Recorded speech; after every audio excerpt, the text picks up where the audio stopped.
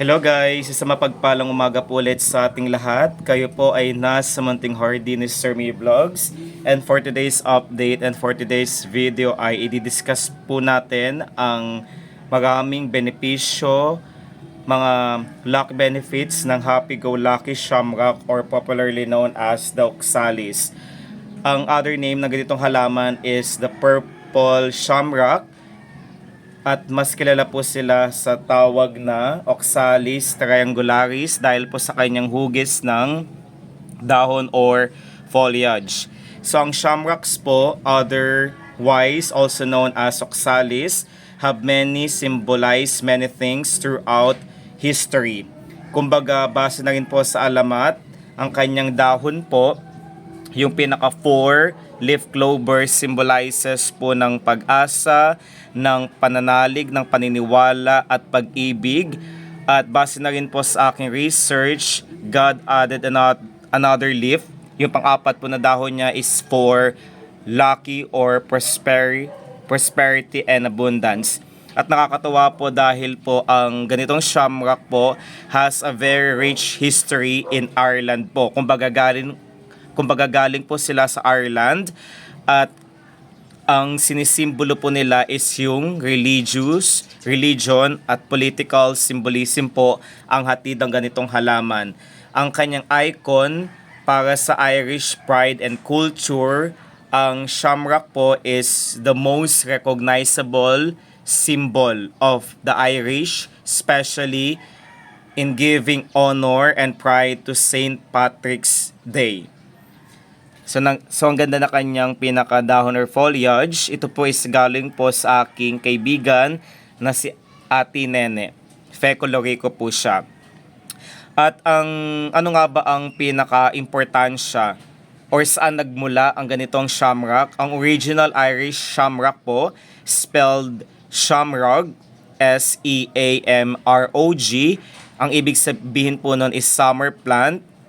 At pinaniniwalaan po na ang ganitong trifolium repens po is napaka-common po sa lone weed native to Ireland. Kumbaga, damo po siya para sa mga Irish people at perennial po ang halaman na ito.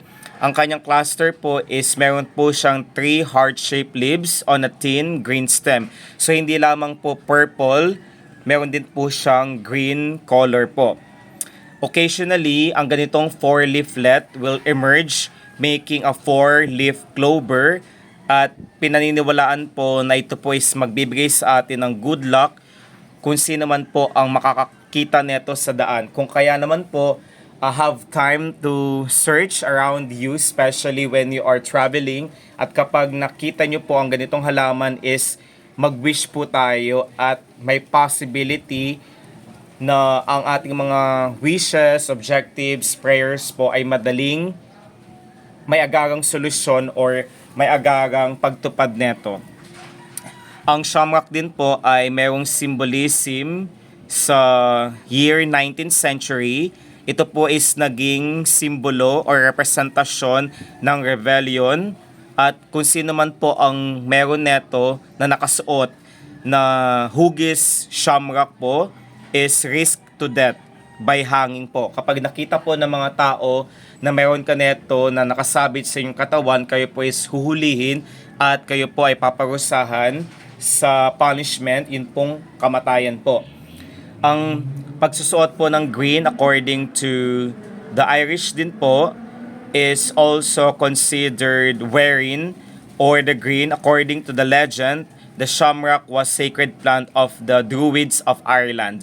Meaning po ang kanyang dahon po ay nagpo-form po siya ng triad at ang 3-way po na number niya po is a mystical number in the Celtic region po. Saint Patrick naman po, ginamit po ang shamrock in the 5th century to illustrate the doctrine of the Holy Trinity as he introduced Christianity to Ireland. Kumbaga si Saint Patrick po ang siyang introduce. Siya po ang nagpakalat ng Christianity na siyang sumisimbolo ng Ama, Anak at Espiritu Santo sa Ireland po. Then today po, ang shamrock po remains a strong sign of Irish pride at culture and remains a symbol of good luck throughout the world. Yun lamang po ang short update, guys.